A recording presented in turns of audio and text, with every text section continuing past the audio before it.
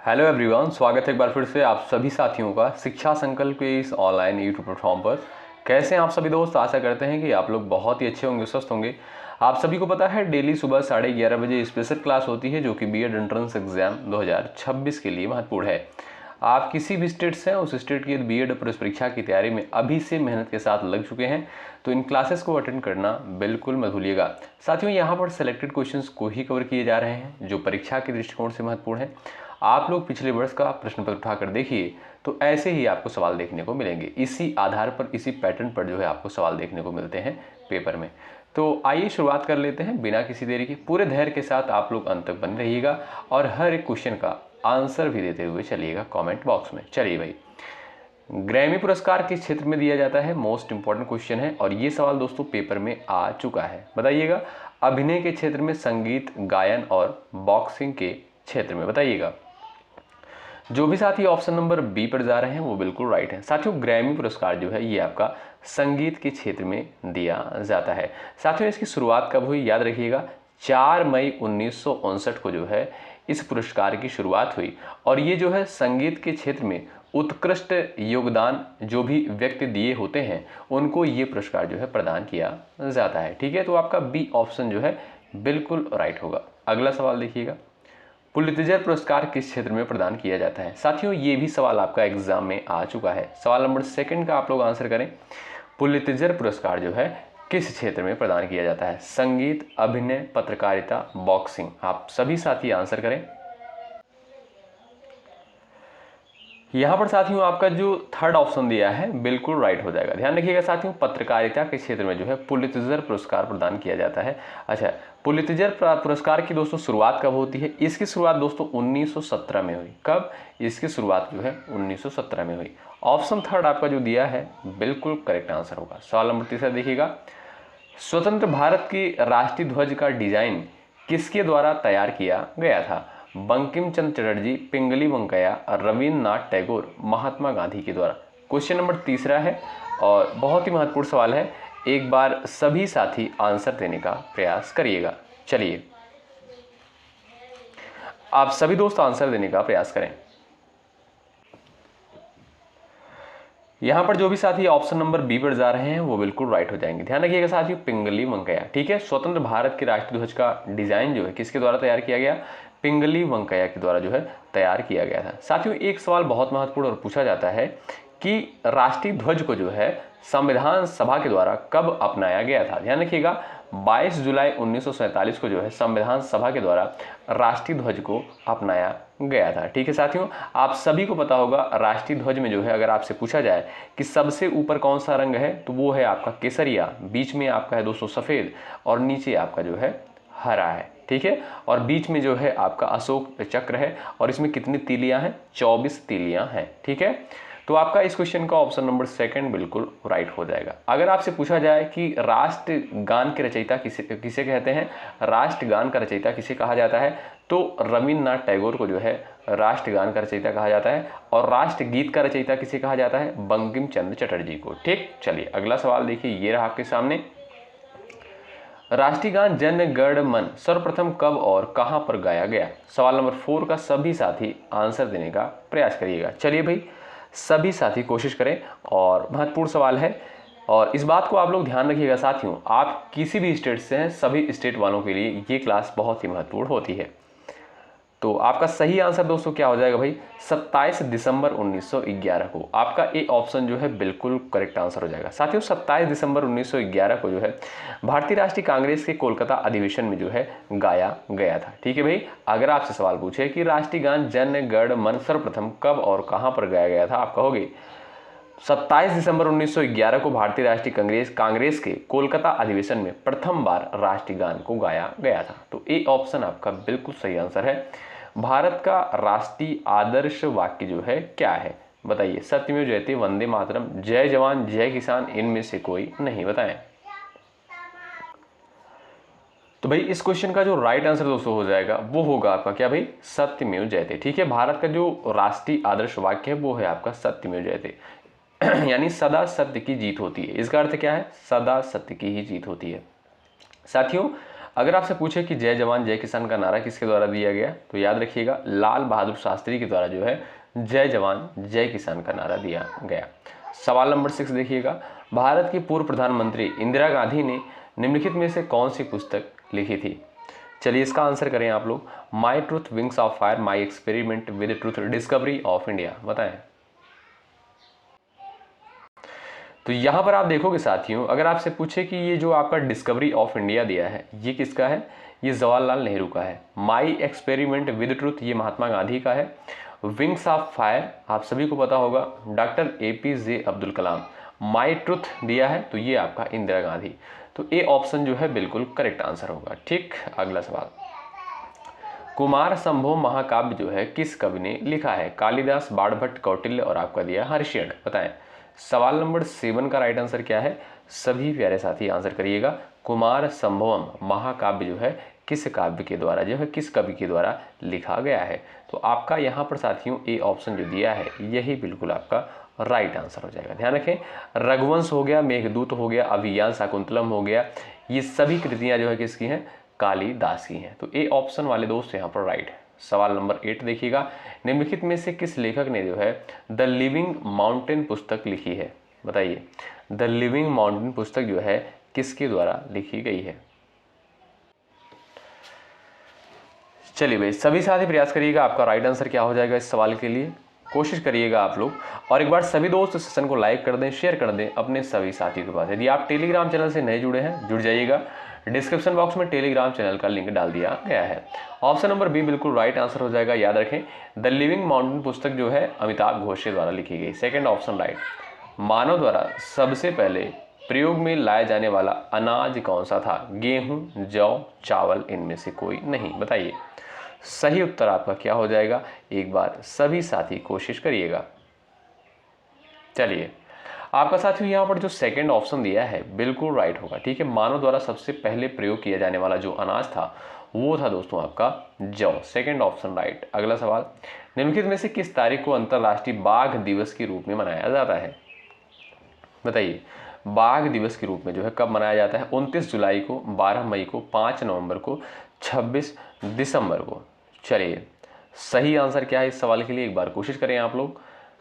चलिए भाई, तो साथियों 29 जुलाई को जो है प्रत्येक वर्ष अंतर्राष्ट्रीय बाघ दिवस के रूप में मनाते हैं। आपका ए ऑप्शन बिल्कुल सटीक है। सवाल नंबर नेक्स्ट है, निम्नलिखित में से किस पुरातात्विक स्थल में बंदरगाह पाया गया था? मोहनजोदड़ो, कालीबंगा, लोथल, हड़प्पा। 4 ऑप्शंस दिए गए हैं, आप सभी साथी कोशिश करें। चलिए, किस पुरातात्विक स्थल में बंदरगाह पाया गया? तो वो है दोस्तों आपका लोथल। अच्छा दोस्तों, लोथल जो है ये आपका कहाँ पर स्थित था? ये जो है गुजरात राज्य में। कहाँ पर साथियों? ये आपका गुजरात राज्य में। तो ऑप्शन नंबर जो 3 दिया है बिल्कुल सही आंसर है। अगला सवाल, राजा अशोक की मृत्यु जो है किस वर्ष हुई थी? सवाल नंबर 12 का आंसर करें। अशोक की मृत्यु जो है किस वर्ष हुई थी? चलिए कोशिश करिएगा, बताइए। तो भाई यहां पर आप देखोगे ए ऑप्शन जो दिया है 232 ईसा पूर्व, यही आपका बिल्कुल सही आंसर है। ठीक, चलिए सवाल नंबर अगला देखिएगा, अशोक के शासन काल में बौद्ध संगीत का आयोजन किस स्थल पर किया गया था? सवाल नंबर ये आपके सामने 13 है, आप सभी साथी आंसर करें। चलिए, अशोक के शासनकाल में बौद्ध संगीत का आयोजन किस स्थल पर किया गया था? क्वेश्चन नंबर 13 का राइट आंसर क्या है? चलिए कोशिश करें आप लोग। साथियों, अशोक के शासनकाल में जो है तीसरी बौद्ध संगीत का आयोजन किया गया था। कहां पर साथियों किया गया था? ये आपका पाटलिपुत्र में किया गया था। ये जरूर आप लोग ध्यान रखिएगा, अशोक के शासनकाल में जो है तीसरी बौद्ध संगीत का आयोजन हुआ था। कहां पर? पाटलिपुत्र में। तो ए ऑप्शन जो ये दिया है आपका यही बिल्कुल सही है। 14 नंबर का क्वेश्चन देखिए, गुप्त वंश के प्रसिद्ध राजा कौन थे? चलिए बताइए, आप सभी साथी आंसर करें। आपका राइट आंसर इस सवाल के लिए क्या हो जाएगा? तो भाई चंद्रगुप्त विक्रमादित्य। ऑप्शन नंबर ए जो दिया है यही आपका बिल्कुल सही आंसर है। ठीक, ए ऑप्शन बिल्कुल राइट हो जाएगा। अगला सवाल ये रहा आपके सामने, इनमें से कौन जो है नालंदा विश्वविद्यालय के संस्थापक थे? सवाल नंबर 15 आपकी स्क्रीन पर है। नालंदा विश्वविद्यालय के संस्थापक जो है कौन थे? कुमारगुप्त, धर्मपाल, गोपाल और आपका दिया है रामपाल। चलिए सही आंसर दोस्तों आपका क्या है भाई, कुमार गुप्त। ए ऑप्शन बिल्कुल राइट हो जाएगा। नालंदा विश्वविद्यालय जो है बौद्ध शिक्षा का प्रमुख केंद्र था, ये भी आपको पता होना चाहिए। तो इसकी स्थापना दोस्तों 5वीं शताब्दी में हुई थी, ठीक है। नालंदा विश्वविद्यालय की स्थापना 5वीं शताब्दी में कुमार गुप्त के द्वारा करवाया गया था। और ये जो नालंदा विश्वविद्यालय था ये बौद्ध शिक्षा का प्रमुख केंद्र था, ठीक। अगला सवाल, गुप्त वंश के किस राजा को भारत का नेपोलियन कहा जाता है? वेरी वेरी इंपॉर्टेंट सवाल है, बताइए। सही आंसर क्या है यहाँ पर आप लोग बताएं। साथियों यहां पर देखिए आपका जो सेकंड ऑप्शन दिया है बिल्कुल राइट हो जाएगा। भारत का नेपोलियन जो है किसे कहा जाता है? समुद्रगुप्त को। साथियों समुद्रगुप्त का ध्यान रखिएगा, आपसे यहाँ पर जो है कई बार सवाल पूछा भी गया है और ये एग्जाम में सवाल पूछा भी गया है, कई बार आया हुआ है, ठीक है, कि समुद्रगुप्त के जो है दरबारी कवि का नाम बताइए। तो हरिशेन, क्या भाई, हरिशेन नाम था, ये भी पॉइंट आप लोग याद रखिएगा। अगला सवाल ये रहा, निम्नलिखित में से मोहनजोदड़ो की खोजकर्ता कौन है? बताइए। चलिए भाई, मोहनजोदड़ो की खोज जो है कब करी गई थी, किसके द्वारा करी गई थी? हड़प्पा सभ्यता की खोज कब करी गई थी और किसके द्वारा करी गई थी? आप लोग बताइए। सबसे पहले बात कर लेते हैं साथियों हड़प्पा सभ्यता की। 1921 में जो है हड़प्पा सभ्यता की खोज करी गई, किसके द्वारा? तो दोस्तों दयाराम साहनी के द्वारा, ठीक। उसके बाद 1922 में जो है मोहनजोदड़ो की खोज करी गई, किसके द्वारा? आर.डी. बनर्जी के द्वारा। आपका ए ऑप्शन बिल्कुल राइट आंसर हो जाएगा, ठीक है। साथियों अशोक के अभिलेखों को जो है सबसे पहले किसके द्वारा पढ़ा गया था? तो जेम्स प्रिंसेप के द्वारा पढ़ा गया था। आप सभी को पता होगा कि अशोक के जो अभिलेख थे वो ब्राह्मी लिपि में लिखे गए थे और ये जो है सबसे पहले जेम्स प्रिंसेप के द्वारा पढ़ा गया था। ये भी पॉइंट आप लोग याद रखें। अगला सवाल, एशियाई विकास बैंक एडीबी का मुख्यालय जो है कहाँ पर स्थित है? सवाल नंबर 18 है, एक बार सभी साथी प्रयास करिएगा। एशियन डेवलपमेंट बैंक, बताइए इसकी स्थापना दोस्तों कब होती है? 1966 में जो है इसकी स्थापना होती है और साथियों इसका मुख्यालय जो है मनीला फिलीपींस में है। ऑप्शन सेकंड बिल्कुल राइट आंसर है। अगला सवाल देखें, अंतरराष्ट्रीय ओलंपिक समिति का मुख्यालय जो है कहाँ पर स्थित है? ये आपके सामने क्वेश्चन नंबर 19 है और सभी प्यारे दोस्त आंसर करें। अंतरराष्ट्रीय ओलंपिक समिति का मुख्यालय जो है ये आपका कहाँ पर स्थित है? तो साथियों याद रखें, अंतरराष्ट्रीय ओलंपिक समिति का जो स्थापना हुआ था, इसकी स्थापना साथियों 1894 में हुई थी। कब?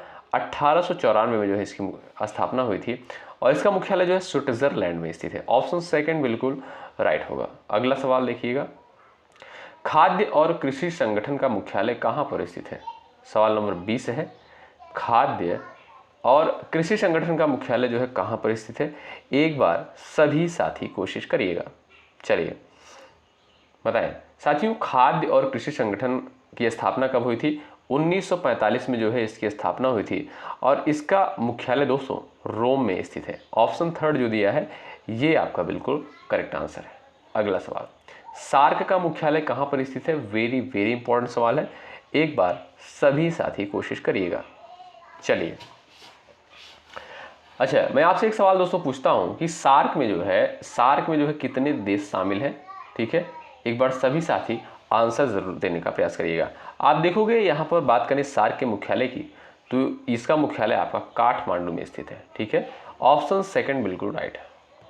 अगला सवाल, स्वराज पार्टी की स्थापना किसके द्वारा की गई थी? एक बार कोशिश करें आप लोग। चलिए, और भाई लाइक की संख्या बढ़ती रहनी चाहिए, अभी से आपके लिए मेहनत किया जा रहा है, आपका कर्तव्य बनता है सेशन को जरूर से जरूर लाइक करें और अपने साथियों के पास भी शेयर करिएगा।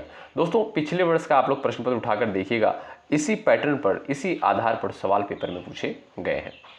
तो बात करें यहाँ पर स्वराज पार्टी की स्थापना किसके द्वारा करी गई थी? तो C.R. दास और मोतीलाल नेहरू के द्वारा जो है स्वराज पार्टी की स्थापना करी गई थी। कब करी गई थी साथियों? 1923 में। कब भाई? 1923 में। ऑप्शन नंबर ए बिल्कुल राइट है। सवाल नेक्स्ट है, रिंग फेंस नीति जो है निम्नलिखित में से किससे संबंधित है? बताइए सही उत्तर क्या है, एक बार कोशिश करें आप लोग। चलिए भाई, Warren Hasting, Lord Dalhousie, Henry Lawrence, इनमें से कोई नहीं। ऑप्शन नंबर ए करेक्ट है, Warren Hasting, A option right है। अगला सवाल देखिए, गांधी इरविन समझौता भारत के निम्नलिखित में से किस आंदोलन से संबंधित था? बताइए, आप सभी साथी यहां पर कोशिश करिएगा। रोलेट सत्याग्रह, सविनय अवज्ञा आंदोलन, असहयोग आंदोलन, भारत छोड़ो आंदोलन। गांधी इरविन समझौता भारत के निम्नलिखित में से किस आंदोलन से संबंधित था? तो सविनय अवज्ञा आंदोलन से संबंधित था। ऑप्शन सेकंड आपका यहां पर राइट होगा। ठीक है भाई। प्लासी का युद्ध जो है किस वर्ष लड़ा गया? एक बार सभी साथी आंसर करिएगा। चलिए, आपका सही आंसर क्या हो जाएगा बताओ। और भाई किसके किसके मध्य हुआ था ये भी आप लोग बता सकते हो। चलिए, तो बात करें दोस्तों प्लासी की लड़ाई की, तो 23 जून 1757 को जो है प्लासी का युद्ध होता है। किसके किसके मध्य हुआ था? सिराजुद्दौला और रॉबर्ट क्लाइव के मध्य हुआ था, जिसमें साथियों रॉबर्ट क्लाइव की जीत हुई थी। किसकी? रॉबर्ट क्लाइव की जो है जीत हुई थी। अगला सवाल, महात्मा गांधी द्वारा शुरू किया गया पहला जन आंदोलन कौन सा था? बताइए, सही आंसर क्या है? एक बार सभी साथी कोशिश करिएगा। महात्मा गांधी द्वारा शुरू किया गया पहला जन आंदोलन कौन सा था? इसका सही आंसर दोस्तों क्या हो जाएगा? एक बार कोशिश करें आप लोग। चलिए, तो वो हो जाएगा दोस्तों आपका नील आंदोलन। अच्छा, कब किया गया था? 1917 में। ऑप्शन नंबर आपका यहाँ पर थर्ड बिल्कुल राइट हो जाएगा। ठीक है भाई। चलिए, अगला सवाल ये रहा, निम्नलिखित में से कौन हिंदुस्तान रिपब्लिक एसोसिएशन के संस्थापक में से एक थे? राम प्रसाद बिस्मिल, सूर्य सेन, लाला लाजपत राय, इनमें से कोई नहीं। आंसर करें आप लोग। हिंदुस्तान रिपब्लिक एसोसिएशन के संस्थापक जो है कौन थे? राम प्रसाद बिस्मिल, ए ऑप्शन राइट है। और इसकी स्थापना दोस्तों 1924 में हुई थी। कब? 1924 में जो है हिंदुस्तान रिपब्लिक एसोसिएशन की स्थापना हुई थी। सवाल नेक्स्ट है, बंगाल का विभाजन किस वर्ष रद्द कर दिया गया था? बताइए, सही उत्तर क्या है? बंगाल का विभाजन किस वर्ष रद्द कर दिया गया था? 1906 में, 1909 में, 1911 में और आपका दिया 1913 में। आपका सही आंसर है दोस्तों 1911 में जो है बंगाल का विभाजन जो है रद्द कर दिया गया था। अच्छा साथियों, बंगाल का विभाजन हुआ कब था? 1905 में। ठीक है, 1905 में। ये भी डेट जो है आपकी परीक्षा के लिए महत्वपूर्ण है। तो यहाँ पर भैया आपका जो थर्ड ऑप्शन दिया है बिल्कुल राइट आंसर होगा। ठीक। प्रथम रेलवे लाइन का निर्माण किसके शासनकाल में हुआ था? बताइए, प्रथम रेलवे लाइन का निर्माण किसके शासनकाल में हुआ था? साथियों, प्रथम रेलवे लाइन का निर्माण जो है लॉर्ड डलहौजी के शासनकाल में। ठीक है। तो अगर आपसे पूछा जाए कि पहली बार ट्रेन जो है यानी रेल जो है कहाँ से कहाँ तक चली थी और कब चली थी, तो 1853 में दोस्तों चली थी। कहाँ से कहाँ तक? मुंबई से ठाणे तक। कहाँ से? मुंबई से ठाणे तक। ठीक। और कितनी दूरी लगभग तय की गई थी? 34 किलोमीटर दूरी। ठीक। चलिए, निम्नलिखित में से कौन सा समाचार पत्र भारतीय राष्ट्रीय आंदोलन के दौरान लोकमान्य तिलक द्वारा लिखा गया था? चलिए भाई बताइए।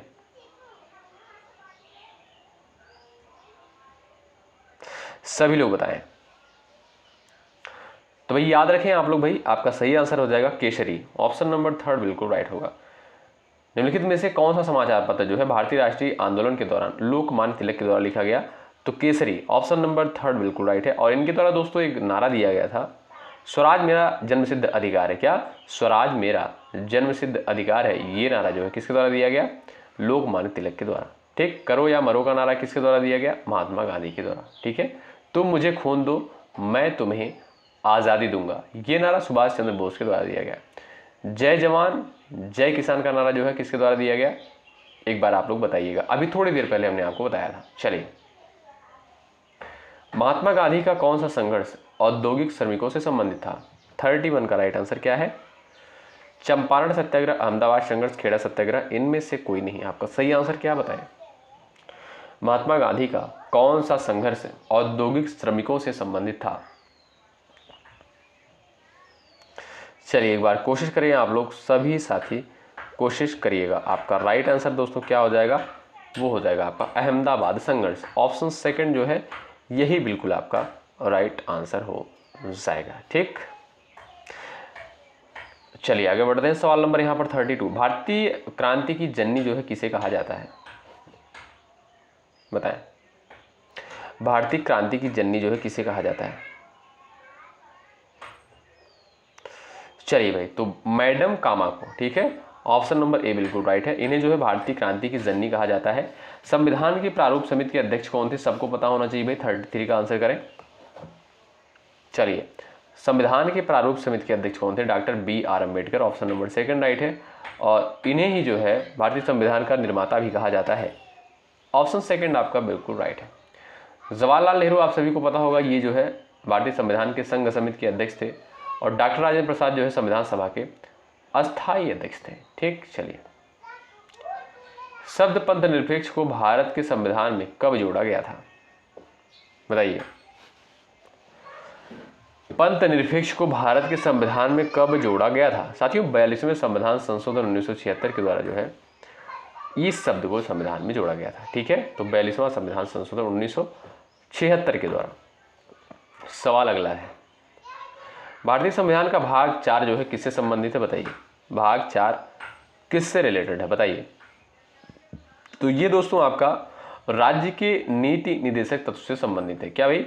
राज्य के नीति निदेशक तत्व से। और ये कहाँ से लिया गया है दोस्तों? आयरलैंड के संविधान से लिया गया है।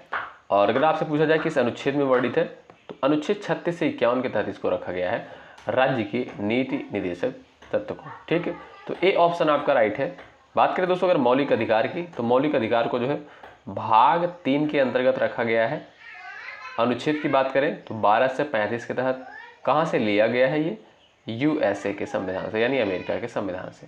ठीक, मौलिक कर्तव्य की यदि बात करें, इसे जो है भाग 4A के तहत रखा गया है। ठीक है, अनुच्छेद 51A के तहत रखा गया है। कहाँ से लिया गया है? रूस के संविधान से। ठीक, नागरिकता की अगर बात करें दोस्तों, इसे जो है भाग 2 के तहत रखा गया है।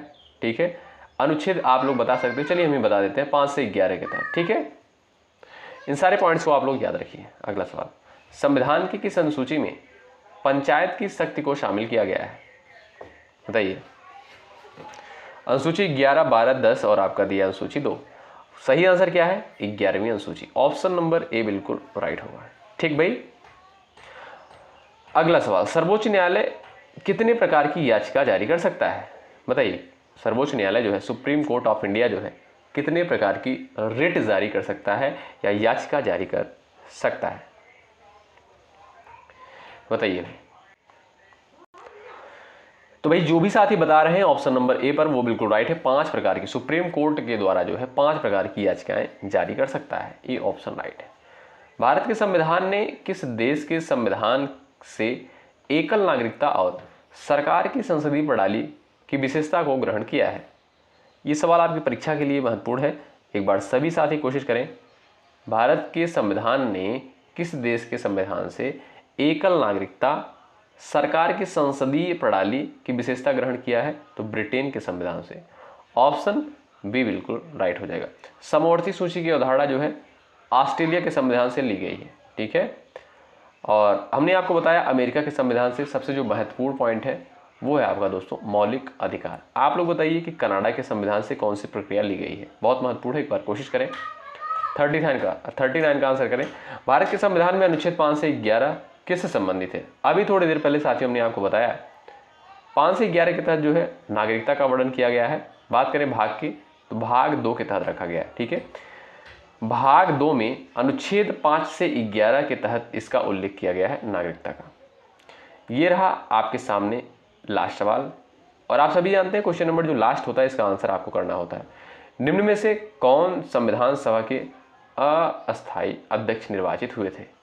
मोस्ट इंपॉर्टेंट सवाल है और इसका आंसर सभी का आना चाहिए, और सिंपल सा क्वेश्चन है संविधान का। एक बार सभी साथी कोशिश करें कि संविधान सभा के अस्थायी अध्यक्ष कौन थे। देखते हैं किसका किसका आंसर आता है। जो भी साथी सबसे पहले आंसर करेंगे कमेंट बॉक्स में उनका आंसर ज़रूर से ज़रूर पिन किया जाएगा। और इससे ये भी पता चलता है कि ऐसे कितने साथी हैं जो लास्ट तक क्लास में बिल्कुल जुड़े रहते हैं, सीरियस है, जो अच्छे से तैयारी में लगे हुए हैं। ठीक है, ये क्लास आपको कैसी लगी कमेंट बॉक्स में ज़रूर बताएं। कोई डाउट होता है कमेंट बॉक्स में हमसे पूछ सकते हैं। आप हमें व्हाट्सअप भी कर सकते हैं अगर कोई आपका डाउट होता है, 9415768259 पर। आप लोग साथियों टेलीग्राम चैनल से यदि नहीं जुड़े हो जुड़ जाइएगा, डिस्क्रिप्शन बॉक्स में लिंक दे दिया गया है इस क्लास के। ठीक है, चलिए मिलते हैं आपसे अगली क्लास में, तब तक के लिए बाय बाय, टेक केयर, जय हिंद जय भारत।